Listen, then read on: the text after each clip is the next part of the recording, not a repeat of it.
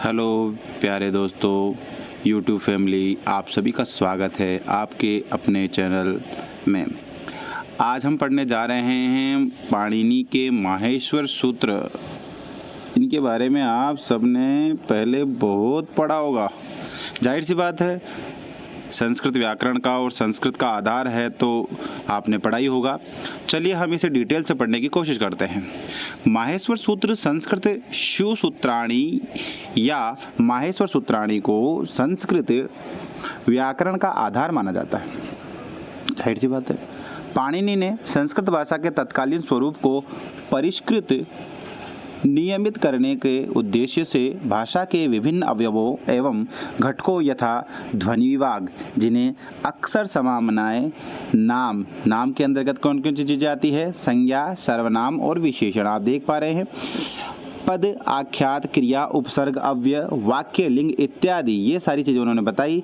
उनके अंतर संबंधों का समावेश अष्टाध्यायी में मिलता है। ये सारी चीजें हम जानते भी हैं, और अगर नहीं जानते तो ये पहली बार है, हम आराम से इसको समझने की कोशिश करेंगे। जो अष्टाध्यायी आप देखते हैं या पढ़ा है आपने, इसके बारे में पढ़ा होगा। अष्टाध्यायी तो मैं मानता हूँ कि अभी तक नहीं पढ़ा होगा, लेकिन अष्टाध्यायी का नाम जरूर सुना होगा। इसमें 32 पाद होते हैं। कितने पाद होते हैं? 32 पाद होते हैं, जो कि 8 अध्यायों में विभक्त हैं, समान रूप से विभक्त हैं।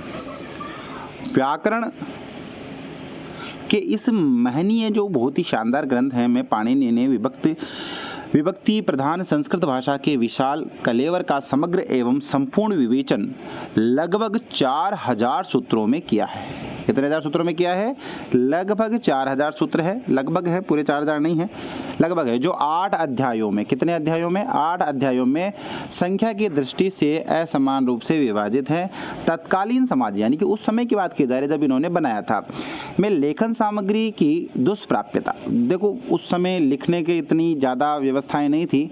मैं ध्यान में रखते हुए पाणिनि ने व्याकरण को स्मृति गम्य बनाने के लिए सूत्र शैली की सहायता ली। सूत्र शैली, आप ये चीज़ बहुत ध्यान रखिएगा कि व्याकरण की जो विधि है वो सूत्र शैली के अंतर्गत है। पुनः विवेचन को अतिशय संक्षिप्त बनाने में पाणिनि ने अपने पूर्ववर्ती व्याकरणों से प्राप्त उपकरणों के साथ साथ स्वयं भी उनके उपकरणों का प्रयोग किया, जिसमें शिव सूत्रम या माहेश्वर सूत्र सबसे महत्वपूर्ण है। यानी कि पाणिनि पहले ही व्याकरणज्ञ नहीं थे, इनसे पहले भी बहुत सारे वैयाकरण हुए जिन्होंने संस्कृत व्याकरण को, संस्कृत व्याकरण को आगे बढ़ाने का प्रयास किया, लेकिन जब पाणिनि आए तो उन्होंने उसको व्यवस्थित करने का प्रयास किया, और उस समय लिखने की व्यवस्थाएं नहीं होने के कारण उन्होंने इसको स्मृतिगम्य बनाया। व्याकरण जो सब्जेक्ट है या विषय है ये बहुत ही शानदार है। इसमें शिव सूत्रम या माहेश्वर सूत्र सबसे महत्वपूर्ण है। माहेश्वर सूत्रों की उत्पत्ति भगवान नटराज, जिन्हें हम भगवान शिव आदि शिव द्वारा किए गए तांडव नृत्य से मानी जाती है। किससे मानी जाती है? तांडव नृत्य से मानी जाती है। ये आपके लिए बहुत ज़्यादा महत्वपूर्ण होगा। तांडव नृत्य होता है भगवान शंकर की, आप नटराज मूर्ति देखी होगी, उसमें तांडव नृत्य होता है। नृतावसाने नटराज राजो ननाद डक्काम नवपंचवारम उद्धर्तु कामो सनकादि सिद्ध नेतद विमर्शे शिव सूत्र जालम। ये है जो पूरा श्लोक आप देख रहे हैं, ये माहेश्वर सूत्रों के लिए कहा गया है कि नृतावसाने नटराज राजो ननाद डक्का नवपंचवारम उद्धर्तु कामो सनकादि सिद्धा नेतद विमर्शे शिवसूत्र जालम। यानी कि माहेश्वर सूत्रों को शिवसूत्र जालम भी कहा गया है। शिवसूत्र जालम भी कहा गया है, ये आपको ध्यान में रखना है। ये बहुत ही महत्वपूर्ण चीज़ है कि शिवसूत्र जालम भी कहा गया। अर्थात नृत्य का मतलब क्या होता है आप जानते हैं। नृत्य कौन सा है? तांडव नृत्य के अवसान यानी समाप्ति पर, जब नृता अवसाने, नृत्य समाप्त हो गया, पर नटराज शिव ने सनकादि ऋषियों की सिद्धि और कामना का उद्धार पूर्ति के लिए, यानी कि भगवान शिव ने जब तांडव नृत्य पूरा कर लिया, उसके बाद में सनकादि जो ऋषि थे उनकी सिद्धि के लिए, उनके उद्धार के लिए नव पंचवारम, 9 और 5 बार यानी 14 बार डमरू बजाया।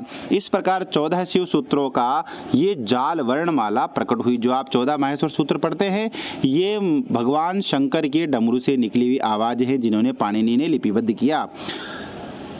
अब आगे देखते हैं, डमरू के 14 बार बजने से 14 सूत्रों के रूप में ध्वनियां निकली। इन्हीं ध्वनियों से व्याकरण का प्रकाट्य हुआ।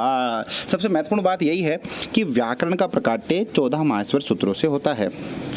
इसलिए व्याकरण सूत्रों के आदि प्रवर्तक भगवान नटराज को माना जाता है। आप ये चीज़ ध्यान रखेंगे कि आदि प्रवर्तक कौन है? आदि प्रवर्तक है भगवान नटराज। कौन है? भगवान नटराज, यानी भगवान शंकर इसके आदि प्रवर्तक माने गए हैं। ठीक है, आगे हम बढ़ते हैं धीरे धीरे। अगर आपको ये समझ में आ रहा है तो चैनल को लाइक, शेयर और सब्सक्राइब कर सकते हैं। मैं अपना पूरा प्रयास कर रहा हूँ कि यह चीज़ें आपको अच्छे से समझ में आवे। अब आगे देखिए, प्रसिद्ध है कि महर्षि पाणिनि ने इन सूत्रों को देवादिदेव शिव के आशीर्वाद से प्राप्त किया है, जो पाणिनीय संस्कृत व्याकरण का आधार बना। भाई, पाणिनीय संस्कृत के व्याकरण का आधार क्या है? माहेश्वर सूत्र। अब हम इनके बारे में जान लेते हैं कि माहेश्वर सूत्रों की कुल संख्या कितनी बताई गई है? 14 बताई गई है। हम इनका उच्चारण भी करते हैं साथ साथ में। जैसे कि पहला माहेश्वर सूत्र है अ ई ऊण। क्या है?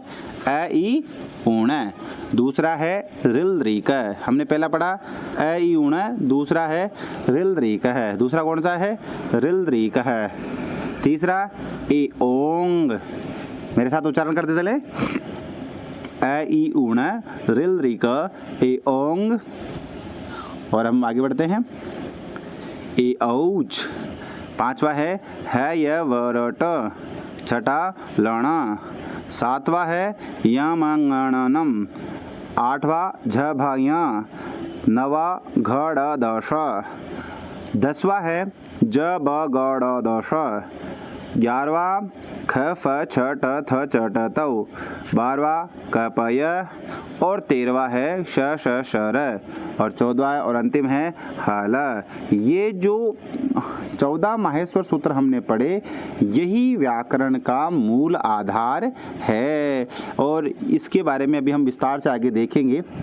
हम आगे बात करेंगे इसके बारे में कि ये माहेश्वर सूत्र हैं और इनसे आगे क्या प्रक्रिया होती है, ये हम आगे पढ़ेंगे। आज इस क्लास में हम इतना ही प्रयास करेंगे और इतना ही सीखने की कोशिश करेंगे। आप सभी इस क्लास को बार बार देखिए, जिससे कि आपको माहेश्वर सूत्रों की जो बेसिक नॉलेज और सामान्य जानकारी है वह हो जाएगी। इसमें पूर्व में जो जानकारी दी गई है, इसके माध्यम से आप प्रयास कर सकते हैं और सीख सकते हैं। इसमें पूरे में आपको 2 चीज़ें महत्वपूर्ण से याद करनी है। सबसे पहले तो आपको ये जो श्लोक है, नृतावसाने नटराज राजो ननाद ढक्कानव पंचवारम उद्धर्तु कामासनकादिसिद्ध एतद् विमर्श शिवसूत्र जालम। एक तो ये आपको विशेष रूप से याद करना है। साथ ही आप जब आगे बढ़ेंगे तो इसमें आप नीचे जो माहेश्वर सूत्र है इनको भी आप याद करने का प्रयास करेंगे। ठीक है, आज की क्लास में इतना ही।